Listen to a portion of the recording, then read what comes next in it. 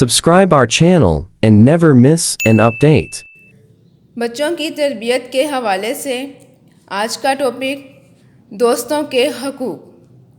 کچھ لوگ ہمارے رشتہ دار اور مستقل ہمسائے نہیں ہوتے، بلکہ ہماری کلاس میں پڑھتے ہیں یا کھیل کے میدان میں ہمارے ساتھ ہوتے ہیں یا مسجد میں ہمارے ساتھ ہوتے ہیں یا ہمیں ان سے سفر میں واسطہ پڑتا ہے۔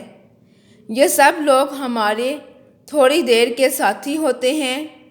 ان کے ساتھ اچھا سلوک کرنا اور انہیں تکلیف سے بچانا اللہ تعالیٰ کا حکم ہے۔ ہمارا دین ہمیں ہمارے ساتھیوں کے بارے میں بھی اچھا سلوک کرنے کا حکم دیتا ہے۔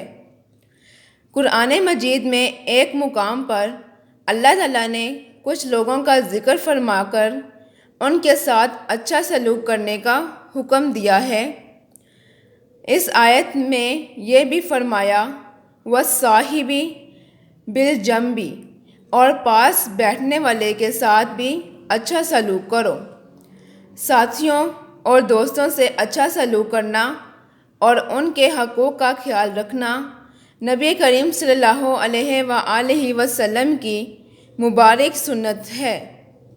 ایک مرتبہ ایک سفر میں سواریاں کم تھیں اور لوگ زیادہ تھے۔ حضرت محمد صلی اللہ علیہ وآلہ وسلم نے 3 لوگوں کو ایک سواری عطا فرمائی۔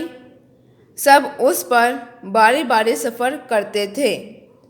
صحابہ کرام رضی اللہ عنہ چاہتے تھے کہ آپ صلی اللہ علیہ وآلہ وسلم سواری پر سوار رہیں اور ہم پیدل چلیں، لیکن نبی کریم صلی اللہ علیہ وآلہ وسلم نے منع فرمایا اور آپ صلی اللہ علیہ وآلہ وسلم اپنی باری آنے پر سوار ہوتے اور اپنی باری پر پیدل چلتے تھے۔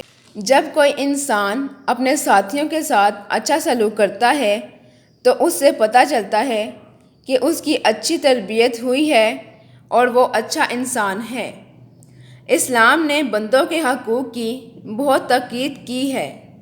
خاندان اور معاشرے کا سکون ایک دوسرے کے حقوق ادا کرنے میں پوشیدہ ہے۔